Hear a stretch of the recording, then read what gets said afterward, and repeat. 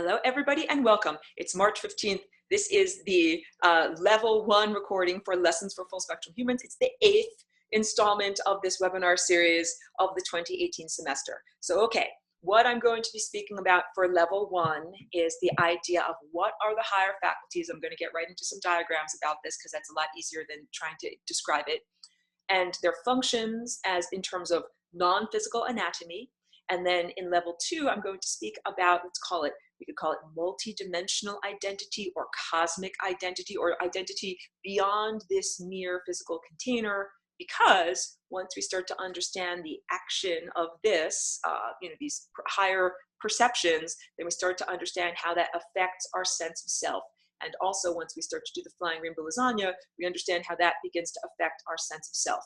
So first of all, getting into just defining terms. What do I mean when I say the higher faculties? Just getting all of my pictures together. I got everything perfectly organized, as usual.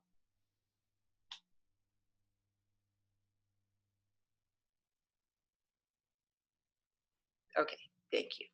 So first I'm just going to scroll through the pictures so you can look at everything.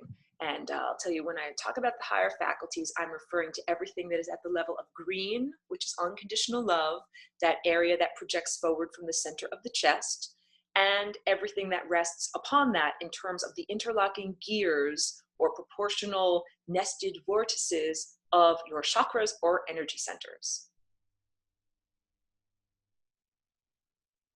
So this is a little sketch.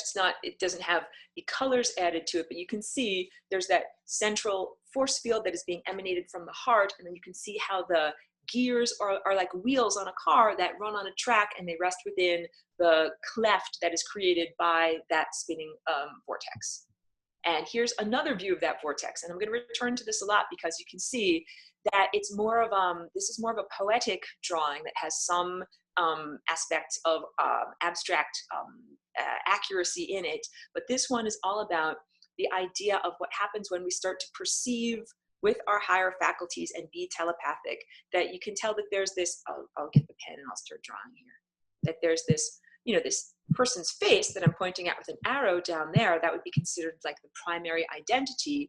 And then this is that central convergence point inside of their physical anatomy and also inside of their non-physical anatomy. And then you can see all of these other, these are little people that are clustered together and that are also part of that non-physical anatomy. And that's what I'm going to be returning to in level 2 in terms of the sense of cosmic identity and who is actually a part of you and how do you define you, and what do I mean when I say dilate your identity to include other times and places, other versions of you, other people that may not have the same face as you, but that are still you. And then go into the next picture. And then this one, so is just a very plain line drawing, but it's very accurate and shows you how the higher faculties nest within and interact with all of the other levels of your body. So now we'll go back to this one over here, because I think this is the best color-coded and clearest version that I have. And we'll say, over here, this is unconditional love, this is green, and I make this clear every time. I don't mean to be repetitive, but the idea is that this is not romantic love, this is not attraction, this is not procreative partnership, this is a different level of love. So you can do this level of love with yourself, with the cells of your body, with the dog, with the tree, with the planet, with the plankton. Like, this is not about marrying someone while wearing a long white dress. It is about moving through time at exactly the right rate. And we practice this by learning to practice meditation. And the whole difficulty is what's been going on up until this point. I'm just changing my colors here. At this yellow level, which is like the foundation for green. So these are all like building blocks, and we're building each level on top of subsequent levels. So we begin with the physical level, that's like your physical cellular structure, and then all these other levels come on top. And this yellow level, this is the level of the intellect. And in our present programming, even though I'm not a transhumanist and you're much more than just software and hardware, but in our software, in our thought structure and ideas, there are profound flaws. I call it the hacked human operating system that humans did not create and humans did not incept, and that humans have downloaded into their own bodies as a survival ploy because we need to, because everyone else is running this as their operating system, but that it's profoundly flawed.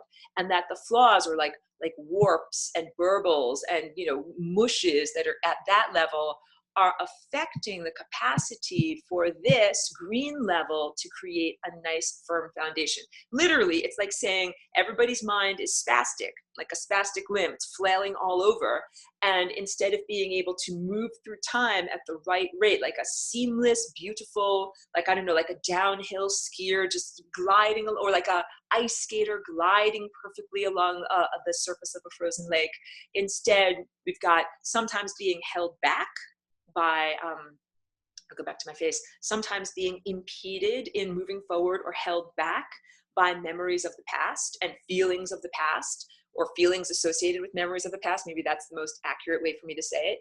And also sometimes the mind grasps forward into the future. And there's nothing wrong with being able to perceive self or be self-conscious or think about time, but this is being distorted. Like, you might be like, I just want to be in my kitchen, you know, washing a tomato and cutting it up and making a salad. I might not want to be thinking about what happened 30 years ago. And I also might not want to be anticipating what's going to happen in days, weeks, months, or years. So the whole idea is, if we looked at these higher faculties and, we looked at our human mind as a survival tool, like we have eyes and nose and taste to be able to navigate our world effectively.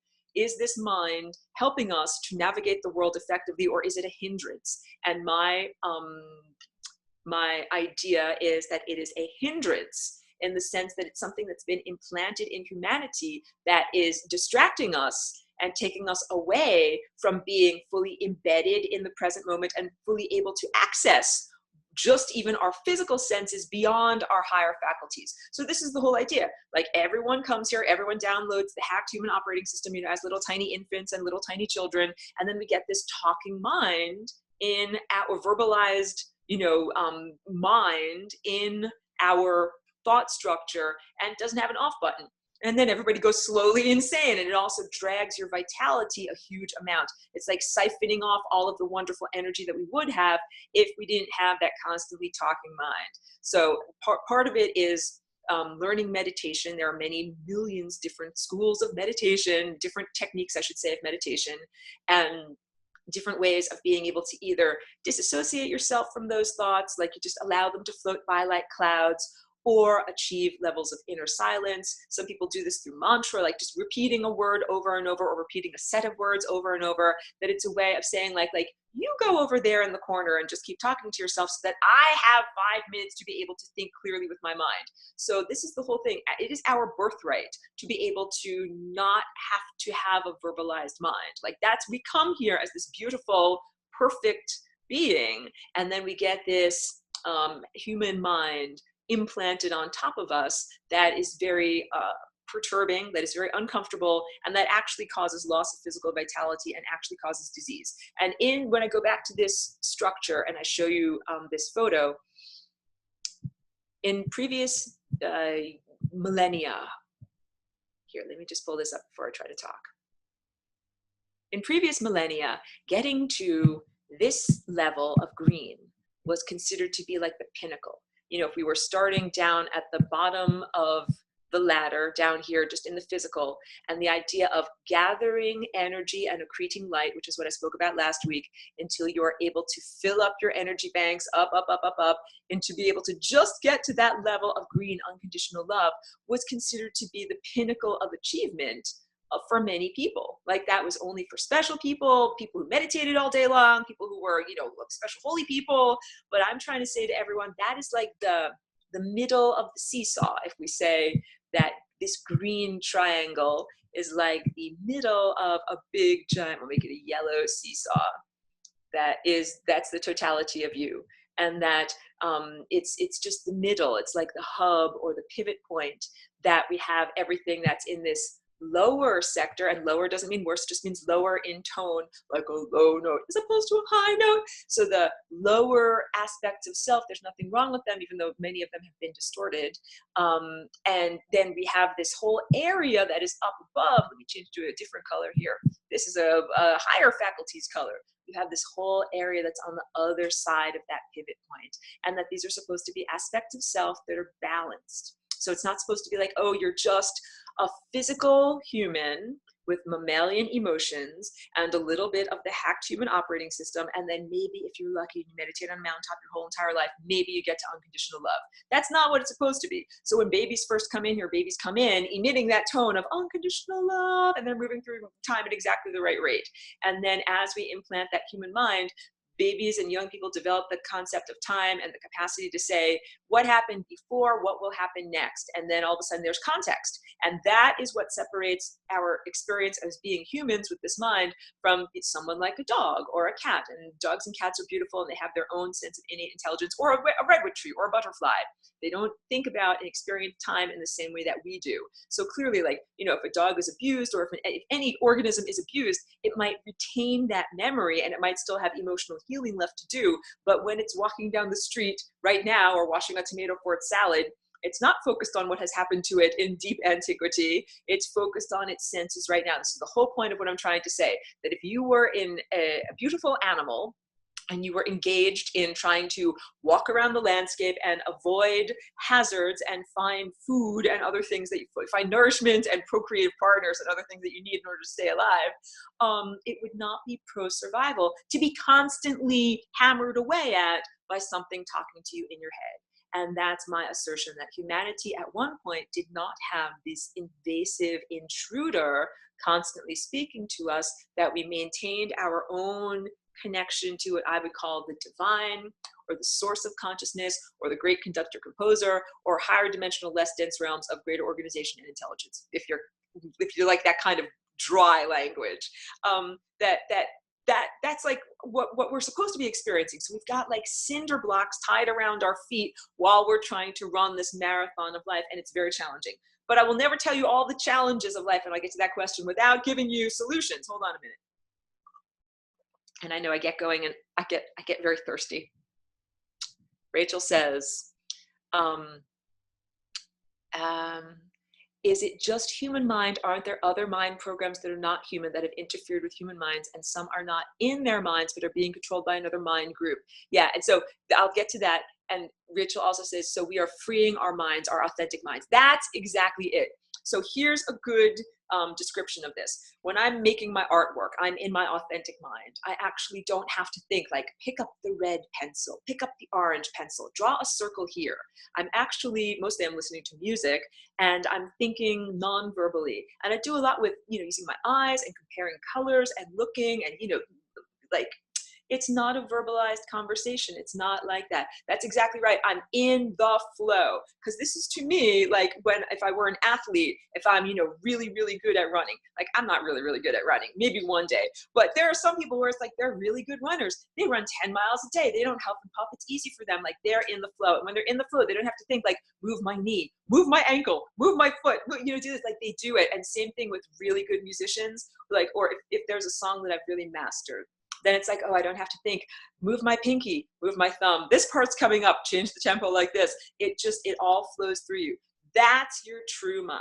That's your birthright. That's who each one of us is or would be if we didn't have this intrusive, incessant talking mind that has come into us. And it's ironic because I joke, like I'm flapping my moving mouth parts here. I'm using the talking mind in order to talk to everyone about tools for freedom. So the first thing is, when we turn off the talking mind, even temporarily, even for 5 minutes a day, whatever activity you use in order to do that, it lets you accumulate or accrete light, and gas goes in your car. Oh, hold on a second. We hear Cheeky barking. Hold on a second. Hold on. Are you going to come in here, Cheeky, or are you going to stay out there? All right. Yeah, I'm in the middle of a webinar. Cheeky, come here, girl. Cheeky, come here. Cheeky. All right. All right. Sorry about that, guys. Sorry about that. Someone just came into the house, and so that's why we have Cheeky barking a little bit. She'll figure it out, and we'll continue onward. Let me just drink water and keep on going. I should answer questions, and then we'll get back on track. I apologize if I got off track from that. Being in the flow. All right. So yes, when we turn off the talking mind and achieve any amount of inner silence, whatever leads you to that, that allows you to accrete light, to get gas that goes in your car. And that's how you start to begin to activate everything that's up above your heart, like climbing the ladder or filling a pitcher with water. We're filling our bodies with energy. So I told you last week all about sun gazing. Sun gazing is an excellent technique or practice for being able to fill your body with energy. And when I do sun gazing, I'm not using my talking mind either. And just a quick recap for anyone, what is sun gazing? Sun gazing is ingesting light directly by using the higher faculties. And when I say the higher faculties, I'll get into what the pineal gland is, but I'm always pointing here, but I'm also pointing here. It's a combination of these two. It's both of those things together. Picture's worth 1,000 words. Let's go to it. What do I mean by the higher faculties? This picture shows it very well. So right in here where I'm making a big giant blue dot.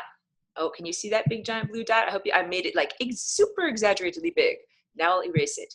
That little spot in there is a convergence between the horizontally oriented indigo or brow chakra and the vertically oriented crown chakra. So we've got one that is like, make it different color so you can actually see it.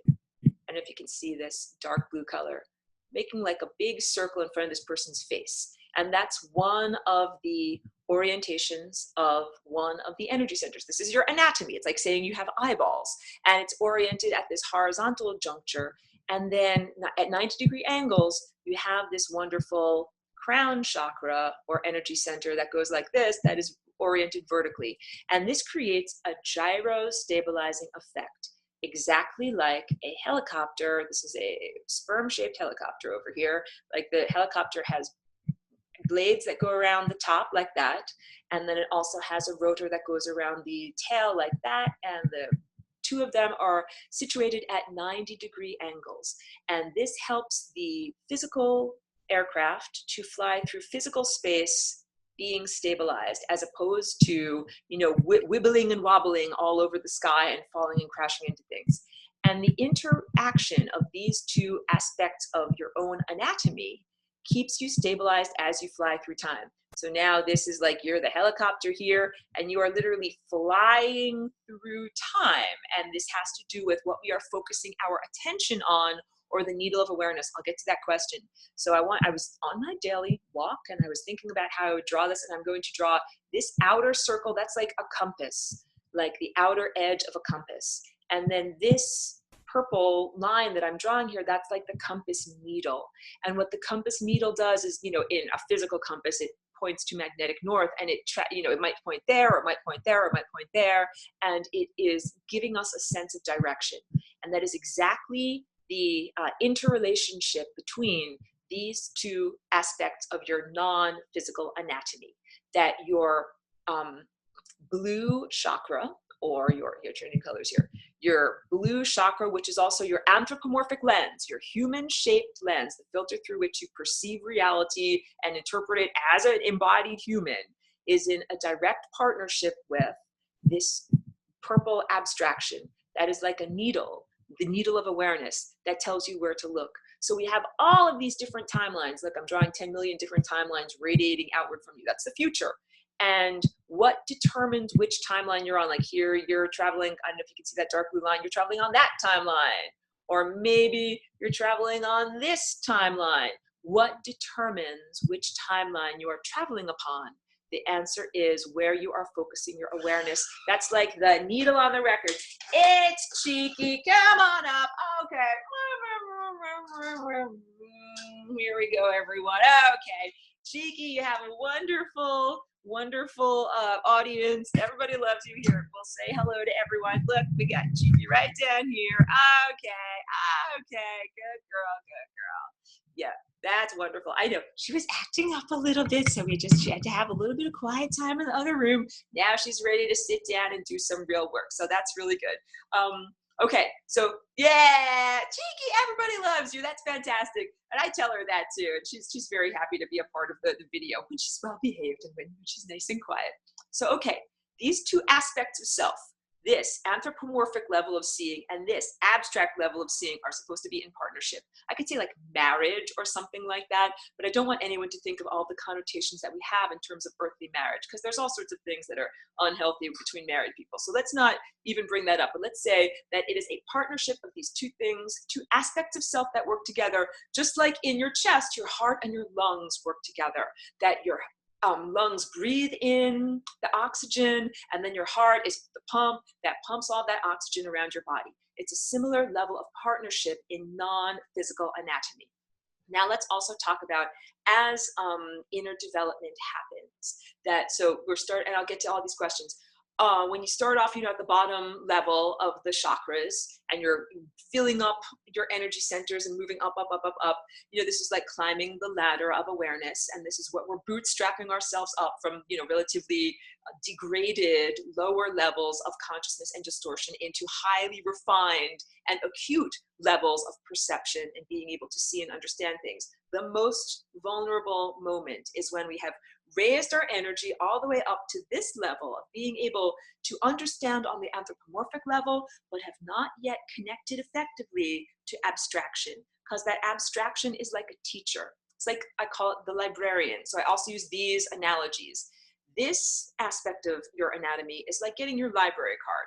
When you're a little kid, I don't know if anybody did this when you were a little kid, like you got your first library card, and then you were allowed to go into the library and you could get any book that you wanted to off of the shelves. But like, you're a little kid, you're like maybe 6 years old or something, like however old it was when you learned how to read. It's like, there's a lot of books in there. How do you even find anything? How do you know what is the right book for you to read at your level of comprehension? And then what do you need to learn on a personal level at that level of comprehension?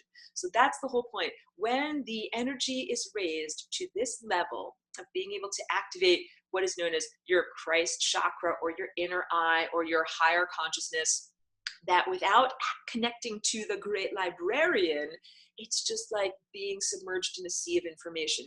It can be arbitrary, it can be overwhelming, and it can be information taken out of context. So it's really, really crucial to not jump overboard and say, oh, I just saw this through I got a library card, I just, grabbed a few random books off the shelf, and now I'm enlightened, like I know everything, which is what many people have fallen into that pitfall. So this is the great challenge of spiritual seekers and aspirants throughout the time that we've been transforming, from this genetic level as we raise our energy. Many people fall into this trap, because when you start to look through this, oh my goodness, it's telling me I need to charge up my pencil. I'm sorry, artificial intelligence is telling me what to do here. Let me plug in my little thing so that I can still draw with it. Hold on a minute here. And drink some water. It's not appropriate to simply read the passages in a book that are convenient to you and read them out of order. What is appropriate is to have the librarian tell you, you need to first you need to look over here, then you need to look over here, then you need to look over here, then you need to look over here. And this is also like the conductor that is saying, tap, tap, tap, it's time for you to play. I want you to play this note.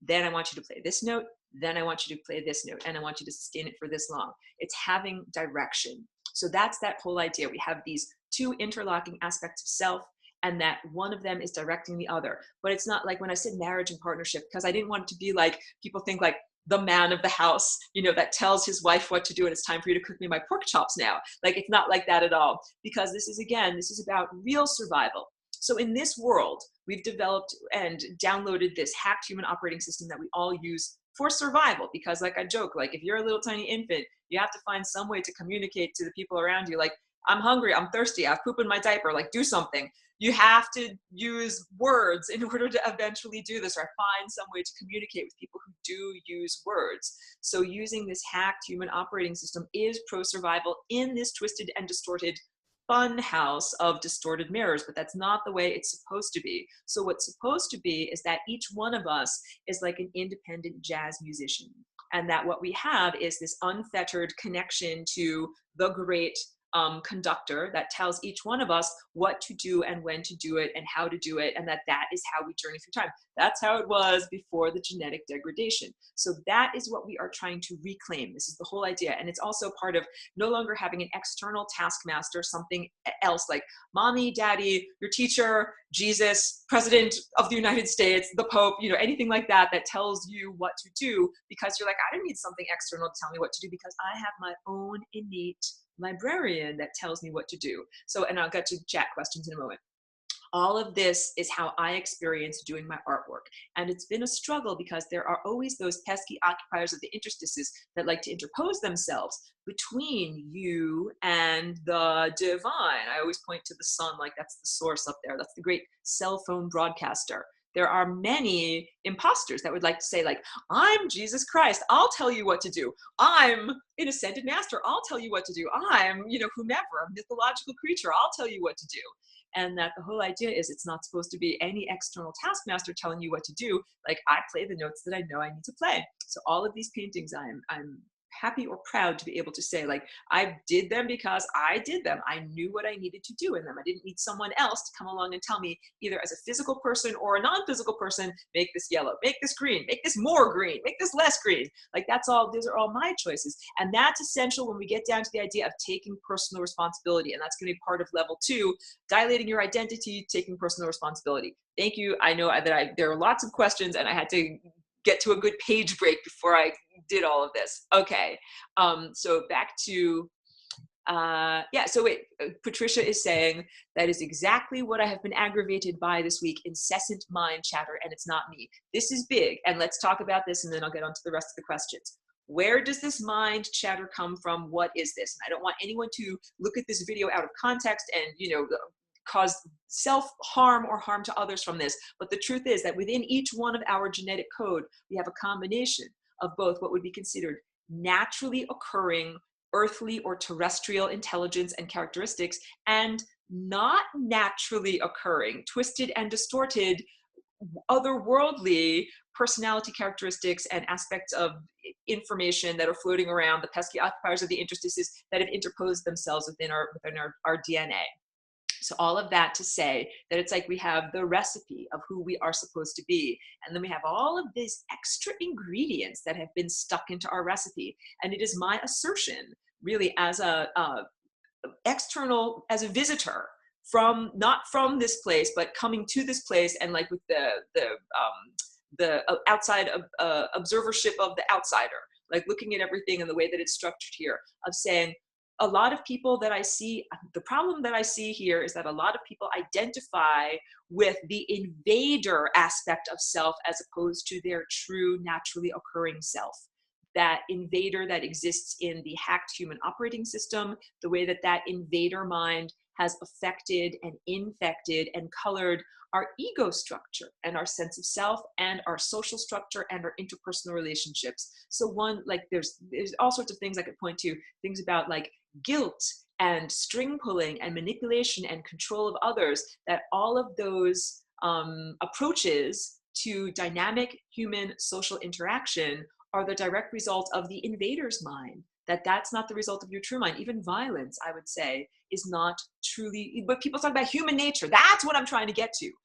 In this time and place, what other people define as human nature, I do not define as human nature at all. I define as human nature the innate capacity, Rachel is agreeing with me, or the innate tendency, that's the word I'm looking for, to love, nurture, and care for others. Like we got look who's down here. Look who's down here sleeping so peacefully. Look, this little one down here, that it is innate within us to say like, oh, I want to care for that person. I want to care for that being, exactly. Or when I see a beautiful tree or a beautiful flower or a butterfly, I'm like, I love that organism. I want it to continue to thrive and be alive in the world that I'm in with me. And I have had to learn that there are some people that are like, I hate that beautiful butterfly. I want to tear its wings off. I hate that cute thing. I want to destroy it. I hate that expression of love. I want to destroy and degrade it. That those are people that are identifying with the invader within. And that's what this is all about. And I talk about this in the Galactic History webinar, and it's in lesson 18 of level 1. And I put it as lesson 18 after we would do a whole semester all about gathering unconditional love. Because what do you do? In order to get to unconditional love, what do you have to do? You have to learn to meditate. And that means you have to be like, oh, look, there's a thought, pardon my French, that's a fucked up thought. That's not something I want to be thinking, but I'm just going to say, okay, that's pretty fucked up. Let's just let it go along. And so those are aspects of this invader that are internal. And that's why I don't want anyone to jump off the handle or claw out their eyes and say, oh no, there's something evil inside of me. No, that's not what I want anyone to think or believe. Or I don't want anyone to think or believe that guy over there has evil inside of him, so I'm going to get my gun and shoot him. No, I don't want anyone to say anything like that. Like, I'm explaining this as, you know, vividly as I can so that no one will take this out of context. Yeah, because I mean, the truth is that we could call them demons, even though that's a heavily emotionally loaded word, or we could call them unintentional distortions, negative personality characteristics, things that aren't supposed to be in the recipe. And the solution is not violence, either self-violence or violence towards that thing. It's healing. And by healing, I don't mean that you should love and hug them. I don't mean like, oh, like, look, a poisonous snake, I will love and hug it. Like, that's not healing.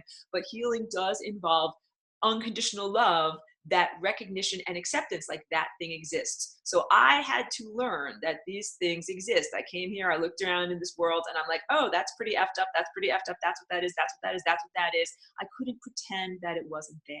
When you pretend that it's not there, when you're like, I'm not going to look at that because that kind of threatens me. I'm not going to acknowledge that because that also threatens me. I'm going to pretend that that's not there. And that Rachel is saying, be real, no denial. That's exactly what it is. That was my maturation process as Aurora. Like, you know, for anyone who's new and who doesn't know my journey or whatever, I came into the adult human body in 2001. The body was aged 27, but I am a newcomer to this time and place. So I was very much like a naive, you know, like a whatever, like a little baby, like a little kid. I had to learn about this time and place. Just like if you go to a foreign country and you have to learn about the mannerisms and the verbalizations and the motivations of the people in that foreign country. So like if you went to New York City, like people there are gruff. They'll be like, honk, honk, get out of my way. Like, why are you walking so fast? What's wrong with you? Why are you walking so slow? What's wrong with you? Like, get out of my way. And you have to learn, like, that's not even being mean in New York. That's just like the way that they do it. Like, boom, get out of my way. And you have to learn, like, okay, like in this time and place, I joke about the barbarian value system, that's what's going on here. Again, that is not innate to humanity. That is the invader's value system. And it's being programmed into all sorts of, like, the sense of reward and punishment in religion. If you are a good person, you please God, you will prosper on earth and you will go to heaven. So therefore, if you're a beggar on the street, you must have sin somehow, right? This is like old Protestant thinking. It led to a great deal of social iniquity, and other things like that. The sense of, you know, deservedness and competition. You know, if you're rich, it's because you competed well. It's the barbarian value system. Only the strong shall survive, and to the victor go the spoils. And that's not how it's not how the cosmos really works. It's not really the cosmic agenda. And it's also not the agenda of the natural world. And the natural world, like, science misinterprets the natural world all the time. And one example is evolution and Darwinism being projected as that, you know, Protestant Victorian value system on the material world of nature. That Darwin came out of that world of the late 1800s where he was like, ah, yes, those who are prospering because they please God. And he projected that onto organisms. He's like, oh, look, that microbe is a successful organism. It must be pleasing God. It must be doing the right thing, you know, for the biblical God. And it's like, that's not what, so now in more sophisticated science levels of inquiry that we've got going on right now, we actually are able to see that, no, in the natural world, we have a beautiful harmony. We have a beautiful partnership. That it's not just about the strongest organism surviving, that it is actually about like a coming together or a synergy, just like in a band. It's not like, oh, that's the piccolo, get rid of the piccolo, they are not loud. Like, no, we want to have that sound. We need some of that little delicate sound that's playing there. And we also need to have like the loud sound of the drums and the bass too, that is what actually makes music. Because if I took away all the microbes in your body, you wouldn't be able to digest your food, you would die. And that's not, you know, the proper value system. So my value system as a, you know, non-terrestrial being is all about appreciating all of this, the notes on the scale, all of the beings that are supposed to be in existence, all of these different levels of consciousness, and that they're not in competition, that they're in collaboration. And that was a rude awakening. That's the only way to say it. You know, when I came here to Earth's surface and experienced what this culture is like, and it's like, oh, like, wait a minute. They're not appreciating everybody who's here. They're not appreciating all of these different organisms and all of these different personality characteristics. And that was part of my level of acceptance. I had to say, oh, they're not accepting that. They're not valuing that. I accept that. They're not valuing those notes. They're acting like this. They're acting like this. And so that's when I say acceptance. It's like saying, that's a poisonous snake. I'm not going to hug it. It's poisonous. It is what it is. Like, I'm not going to try to pretend that it's not what it is. Back to all of these wonderful comments, because I saw them flashing by. Okay, wait a minute. Oh, this is back from Infinity Cell. He said, this concept of focus brings to mind the phrase, what you see is what you get. That's absolutely what I'm talking about, because it's that awareness. Where we focus our needle of awareness is like putting the needle on an old-fashioned analog record that spins in a spiral. That is where what we are not just thinking with our human-based mind, but where we are perceiving is what determines our trajectory through time. That's the big one, that this apparatus, your inner eye, your higher dimensional perception, is like the steering wheel that literally steers us on this timeline, or maybe I'll go on this timeline, or maybe I'll turn on a different timeline. And instead of having to randomly explore various different timelines and crash into the wall of death and then try it all again and try to see what's the doorway out of here, you can actually be guided. You can actually be guided. You can call this like your GPS, your God positioning system. And each one of us has this. That's when I point to this on my body, it's like everybody has a top of your head, and it relates to the infant's fontanelle, the area of where these skull plates are not fused together when the baby first comes into the body, and then over the course of the first year of its life, the skull plates gradually fuse together, and that's also concurrent with the development of the ego, the barrier that separates self from the rest of the world. And we'll get into level 2 when we begin to vibrate that barrier so that it is now permeable. Okay, I want to make sure that I'm not missing out on stuff. Okay, and then Rachel was agreeing. That's what she was agreeing about. Seeing is believing, and believing is seeing. And we create a reality. Absolutely. So this, get back to this too. So this higher faculty that is your eye of insight, this is also your imagination. And I'll get into the, let me see if my pen has charged it up enough. I need to draw a little bit what your actual pineal gland is. So I was speaking about the drawings that I just did, I did your non-physical anatomy. But your non-physical anatomy interpenetrates with and interacts with your physical anatomy. So we have each one of us deep within our skull, this little thing, and I'll make sure everyone's muted. Hold on, go to the whiteboard. Each one of us has within the center of our skull, right at that little culmination point where your two different chakras come together, we have this little organ that is kind of like a vestigial eye, and it relates to the reptiles. Reptiles have this little organ that actually has an aperture on the top of their head that helps them to sense sunlight, and it's part of their circadian rhythm or metabolism that tells you when it's daytime and when it's time to sleep and when it's time to eat. And so this, what I just drew over here, this is kind of like a super exaggerated sketch, but this is your pineal gland. And what you have back here is retina. You have retina cells. Just like if I were to draw your physical eyeball, that is, let me start again here. Sorry, sometimes this pen does not work perfectly, so bear with me. That's like a physical eyeball. And here is the iris, and here is the pupil, and this is kind of like a very exaggerated cornea over here. And then this over here is the optic nerve.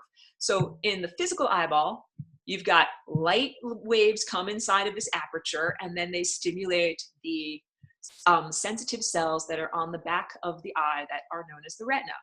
In your pineal gland over here, there is not light that comes in and stimulates these retinal cells. That's the idea. This is not over here an aperture. That, oops, what gets, this thing is telling me it needs to charge up. What gets, I'll charge it up. What gets in there are these, will it work for me? It won't work for me. Let me find a different, hold on a second. Sorry, I'm turning away from the camera. I've got a different stylus. Sorry, it's back here somewhere. It's on the, I have all of the, oh my goodness. Well, whatever. I could be more prepared. I have a whole, like I have all these different pencils over here on my work desk. Hold on, so I'll just draw a little bit more. This area over here and this area over here, those are neural impulses. That is what actually stimulates your eye, your inner eye. So this is your inner eye that I just drew. It's your pineal gland. Lots and lots of people talk about it, but the idea is to focus only on your pineal gland. That is like the projector of reality. So wait, bouncing around too much. The pineal gland is your imagination. And mostly in this time and place, everyone says to you, oh, your imagination, oh, it's just your imagination. Like, oh, I saw a magical unicorn outside of my window. That's just your imagination. It's like a way of dismissing your perception and saying that's not something that's true. But your imagination is actually the projector that projects reality around us. It is something very real and very valuable. So I have this cute little story that I have called How the Must Bees Ruled. And I actually have this little recording that's called Reality Creation. It's actually from exactly 1 year ago. It's funny, it came up in my memories today. So it's worth checking out, and I can even add the link in the comments or whatever. But the idea is that our world around us that we see of other people and hard-edged objects is a projection of the interior of our own mind and our own perception. Thank you, Patricia. I will add the link. Reality Creation is the name of the video. And that this is part of the apparatus for being able to create reality. When I say create reality, we're given all of these raw materials, that's uncollapsed waveforms of the 5th dimension and higher. And what we do as beings of perception, we're like the bakers. We take the flour and the water and mix it together and do it into some dough and then bake it into cookies or bake it into bread. And that's the action of having an imagination. So as little tiny children, most of us were indoctrinated, oh, your imagination is not real, it's worth nothing, it's worthless, you are worthless too. And your thoughts are worthless too, and your thoughts aren't affecting reality. Because little kids often think magical stuff. They think, if I think this, then this will happen.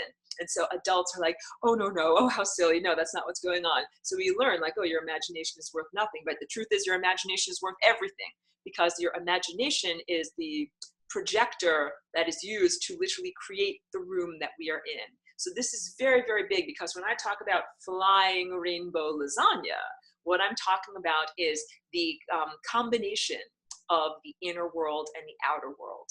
Because I haven't done this yet for you, like let's define this as the inner surface. The inner surface begins to connect with the outer surface. Inner, outer, inner, outer, inner, outer, inner, outer. 1, 2, 3, 4, 5, 6, 7, 8. That's the dance of the flying rainbow lasagna, combining the inner world with the outer world. And this has been my experience too of practicing this with my non-physical body and also with the dance of my DNA, and seeing my inner realm, my thoughts, my dreams, my desires, all of that intangible aspects of self interact with the outer world. And this is manifestation, but it's not necessarily a total literal manifestation. Like just because I think about eating purple ice cream, I don't necessarily get purple ice cream, but I might get some aspect of that dependent upon how strong the ability to manifest is. So that's kind of what's interesting. It's like saying, I'm part of the band, I'm playing my music, what is the rest of the band doing? And this is natural magic. This is what natural magic is supposed to be about. It is manifestation in partnership with the rest of reality. Because guess what? Lots of beings have imaginations. All the rest of the people on this planet have imaginations. My dog has an imagination. Here's a very quick, brief anecdote. One day, not so long ago, I think there was a day of like very profound possibilities for manifestation. And we're walking down the street and there's this one house where I guess like a little kid lives there or whatever. He's always throwing his snacks on the driveway. So Chiqui's always like looking to see if there's anything good to eat. And she found mini hot dogs. She was like, it was the best walk ever. Like we walked outside and I thought mini hot dogs and then they were right there. Like it's like that type of thing is what I'm talking about. So it's just like a joking, lighthearted way of saying it. But it's like, yes, what our desires and dreams are. Like if you're a dog, you want to eat mini hot dogs. If you're a person, then you might dream of whatever your dreams coming true are, like artistic freedom or personal fulfillment, or whatever is your bucket list, whatever are all the things that you want to be personally experiencing. Wait, I don't want to miss out on all of these comments. Okay. All right. Beth is saying, I'm having a serious issue with what is God. I was so connected as a Christian, but had issues with dogma of religion. So this is really a great opportunity to talk about this. Because, hey, I wear a cross, but I'm not affiliated with any Christian dogma or official church or whatever. And when I speak critically, I'm not attempting to make fun of or condescend to anybody that has a faith or whatever, because I think that there's a lot of really beautiful, well-intentioned people that gravitate towards the Christian church because they want to be a part of something that's beautiful and they want to give to others. However, I really must say that from my exploration, the established churches and their established doctrine is like antithetical to having your own divine innate connection and really being the embodiment of God here, with also God being like the great composer, great conductor. This is known as the Christ chakra. And we have all of these, like this heavy expectation wrapped up in the word Christ and Christian. So I have to make this distinction. And when I started doing this class like 5 years ago, I recognized I have to make a distinction because of language. Because I would say to people, oh, that's your Christ chakra. And people would think that I was either proselytizing for a particular church, or that I was saying that it's only for Christians, or that it's a special club that only special people can get into. Far from it. What I'm trying to say is that this is an innate aperture on your body that lets in light, just like these are innate apertures that let in light, and they allow you to see. These apertures allow me to see the physical realm of, physical photons around me, and this inner aperture allows me to perceive higher dimensional, less dense realms, multidimensional. And I'm trying to say to everyone, that's your birthright. Everybody should be able to see through time. It shouldn't just be for special people. So this is a big thing, like this whole, people have all this ego baggage about who's special, who's not special, who's a part of the club, who's in, who's not in. And I want to say everyone's in, like you're all special. That's a big, if you have one takeaway from this class, it's the idea that each one of us is profoundly special and no one is discarded. And like little piccolos to big loud bass, that everybody has their part in this experience here. Let me just drink some water. I'd go back to Christ and Christhood. So the idea is that each one of us has this perception on our body, and we're a part of this larger meta or overarching entity that is known as Christ. That is a galactic entity. It's not just something for humans. Like that was another big thing that I had to learn coming here on this, earthly realm or whatever. The idea that people were like, they only thought that life was on this planet and that they only thought that divinity was in the humans on this planet. Like that was a little bit more than I could ever like, okay, like what? That they can't be that, but that's what's going on here. Okay, that's what's going on here. I have to accept that. So yeah, to clarify, Christ is an abstract form of consciousness that exists in it is consciousness. It is the definition of consciousness. It's in microbes. It's in the mineral realm. It's in my lovely dog. It's in the cells of my body. It's in my body. It's in me. It's in you. It's pervasive. That is the word. That this Christ consciousness is pervasive. It's everywhere. I'm so sorry. This is my thing keeps telling me that I need to plug it in more, but it's plugged in already. I'm sorry if I'm getting messages that tell me it needs to charge up more. Hopefully it'll work for as long as I need it to work for. Christ is consciousness. It's not only for Christians and it's not only for special people. And that's a big takeaway on all of this. Each one of us is like a retina on the cell of a big giant eyeball, of a big giant being. In exactly the same way that a bee has a composite eye. Bees don't have an eye like I drew that the humans have, with a pupil and an iris and a retina on the back. Bees have a multifaceted array that is like a mosaic that takes many, many, many, many, many images, and their perception in a little tiny bee brain is so sophisticated that it knits together each of those individuated mosaic fractal slices of reality into a picture of a totality of the whole. And that's what each one of us is like. Each one of us and our individuated experiences is like a fractal mosaic that adds up to the total vision of this much larger being. And that's why everybody is valued. Everybody matters. The high piccolos that are very delicate matter, and the deep, dark bass also matters. That's part of the totality vision. And that Rachel is saying that's why together we get there. Exactly. That there's no way to be like, we want to get rid of that guy, that guy, that guy, that guy, and that guy. Then it's like having a giant blind spot of nothingness when there's supposed to be somethingness there. So, and in level 2, I'll get into desirable personality characteristics or recipes, and undesirable characteristics, and all of like where we're coming from, and also pathogenic infection. So I'll get there. And this recording will end in about 5 minutes, but I'm gonna make sure I get to all the questions, but then I will continue onward with this presentation into level 2. So don't think that I'm letting anything, I'm not done. I'm not done. We got more to go on. Okay. So back to Rachel. Rachel says, connected to your inner authority, personal responsibility. Why do we fear it so much? That we'll get into in level 2, the idea of personal responsibility, how you define self, because what really is truthful is you should take responsibility for all the things that you do. Like, hey, you know something? I'm not the person that was just barking here about an hour ago. That was someone else. But if I dilate my identity, then I can say, well, I'm her and she is me. So what she was doing was part of what I was doing, or I'm creating this with my perception and with my imagination. So then we begin to get into higher levels of sophistication in terms of taking personal responsibility. What I just said, like that was just a very loose and sloppy way of saying it. We'll get into much more complete descriptions in level 2. So just I got 4 more minutes to go through these questions. But I'll go much more in level 2 about personal responsibility.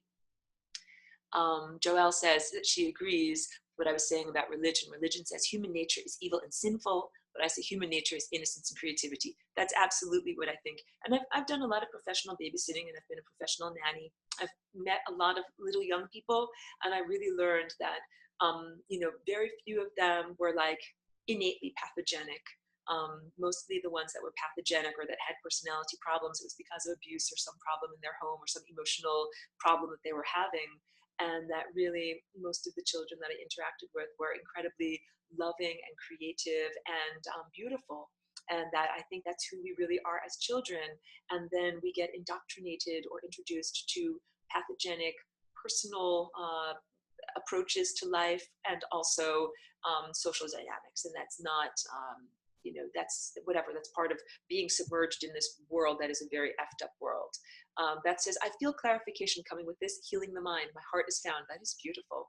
And Rachel was agreeing with me, don't identify with it. Yes, this whole idea of who is in your genetic code and don't identify with it. So this is interesting from Infinity Cell. Unconditional love hurts in such beautiful ways when viewed from our true mind. The pain blossoms into basically limitless joy when the cycle completes. That's a very beautiful way of saying it. My understanding is that when we're doing this right, like when we're using our higher faculties in the right way, like in a healthy, balanced way, the things that we see, the books that we read from the great librarian, strengthen our sense of unconditional love. Like really, when you start to use your eye like this, anyone's an open book. The book is you. The book is everyone. The library is the library of life. You can look into anybody's body and be like, oh, look, that guy's a rapist, that guy's a murderer, that guy's this, that guy's that. But if you read the whole book, you're like, oh, that guy's a rapist because, that guy's a murderer because. Again, I'm not an apologist in any way, but you start to see the interconnectedness of why they act the way they act and what led them on their path, and how those interactions have reverberations that connect to the entire time field. It's having a holistic viewpoint that helps us to be non-judgmental. So non-judgmental, to clarify here, this is not like some new age kind of thing that means like everything is fine. You can kill whoever you want to kill. No. Non-judgmental means it's like saying, that guy did something really effed up, and I recognize that that is the way it is. Like that's what they did, and these were the permutations, these were the consequences, this is what led to it, this is what led from it. That's what non-judgment means. It's just like saying, yep, that color's red. Yep, it's pretty, it's very, very red. It's very red and very shiny. That's what it is. That's what happens. So as I've been, cultivating and opening my inner vision, and I've been perceiving on an abstract, on an anthropomorphic level, anthropomorphic versus abstract. The human level is the level of distortion and misinterpretation. And then the abstract level is the level of just purity, where it's like empirical knowledge. There's no question in any of this. And also, I'll just say this, I'm using so many words to describe all of this, but really it's an immersive experience. When you have your eye of insight, I call it booking time on the inner telescope. So even for me, like I have to sit in silence and sit in meditation and do my sun gazing, and then I get gas for my inner telescope. And then I have to use my time wisely, just like if you were booking time on one of these giant arrays, you know, like Arecibo or something like that. You'd be like, are you going to use it to look at something dumb? No, use your time wisely to look at something really important. So when my inner eye is activated, I really try to be like, okay, let's get the right books from the right library, get the librarian to tell me what to look at. Let's look at stuff that's important. Let's look at what really matters. Let's say, I always say, give me the information that I need right now in order to navigate my life right now. Because really, truly, like, I don't need to know about all sorts of nonsense. Like, if you're using GPS, I don't need to know what I need to do in 10 miles or 20 miles or 30 miles. That's like 10 years. I don't need to know what's going to go on in 10 years. But I do need to know what's going to happen in 1 mile or what's going to happen on the next block. So I need to know the information that is the best guidance for my particular life path right now in this time and place. And so that's another, like, I would encourage everyone to have this filter, to say that to your own librarian, give me the information that I need in order to navigate this time and place effectively. And I don't necessarily need to know random crap about, like, that guy's got toenail fungus. I don't really need to know that. Like, why is my inner telescope telling me that? So focus only on the things that you really need to know about. All right. Beth is, I don't know what Beth said. Oh, okay. This is that. Very good. Okay. Joelle is saying, Christ, I think, means anointed one. Now, what does that really mean? And then she's smiling and winking. And Eric is saying Christian refers to Christ within. If only Christian referred to Christ within. That's what I thought when I first came here. And I'm like, woohoo, there's all these Christians. This is wonderful. And I was like, oh no, that's not who they really are. So then I've still been like looking for the real Christians. But very briefly, Christ does mean anointed one, or Messiah means anointed one. And this comes from the Bible, like the ancient Torah, which is, you know, the Old Testament, or the precursor to the New Testament.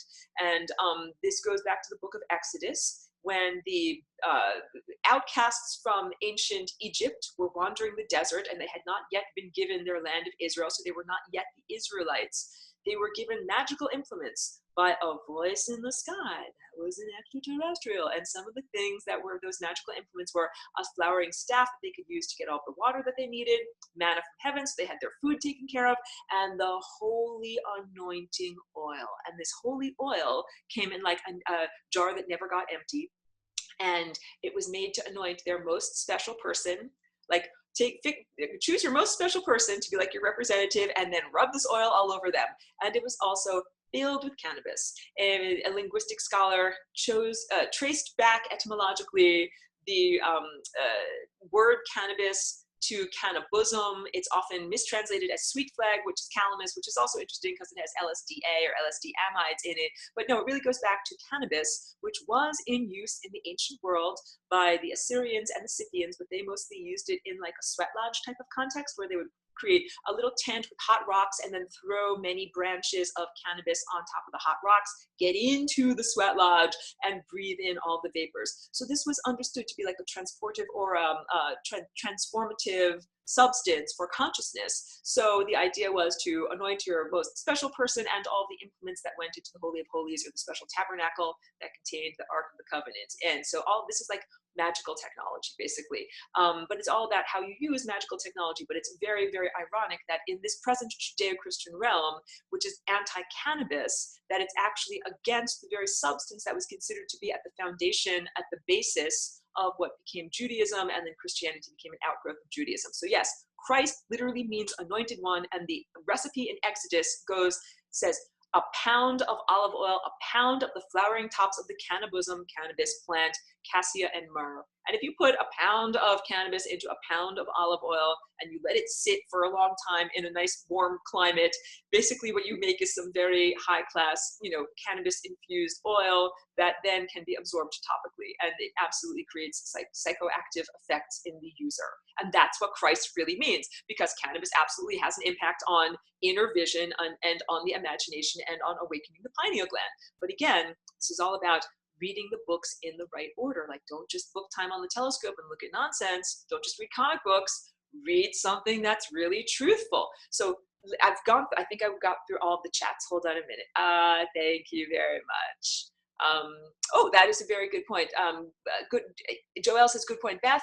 I totally think that alkaline foods support vitality and awakening. Yes, yes, yes. Food has everything to do with the fuel for your trajectory. So I am super cautious about the food that I eat, because in this time and place, so much of our food is intentionally polluted in order to reduce consciousness. And there are so many other things that are assaults on consciousness, that are assaults on closing down that eye. So fluoride is one of them, GMOs, part of it. People are always asking, well, Laura, if you're eating meat, then you're eating GMOs, blah, blah, blah, blah, blah. And I'm like, guess what, everybody? I eat grass-fed beef. Guess what, everybody? I eat eggs that were made by chickens that were pasture raised, and they got to eat a real food and actually be in real sunlight. Like, it is possible to eat animal products that are not genetically modified, and also stay away from the freaking glyphosate, or however you say that word, glyphosate. That is horrible stuff that not only is carcinogen, but I mean, anything that's a carcinogen is essentially affecting the healthy functioning of your DNA.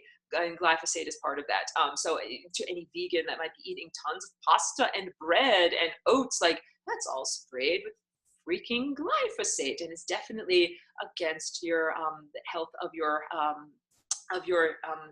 genetic, against your genetic health. I need to drink some water. I need to wrap up level 1 and move into level 2. So we're not done. We're not done. We're not done. Just give me a brief pause, and I have to do this because otherwise my upload times become very long. So let me end the recording for right now. And thank you to all of these wonderful comments, and thank you to everybody who's watched this video. And I encourage everyone to enroll. Let me just see, there's one more question here in the chat.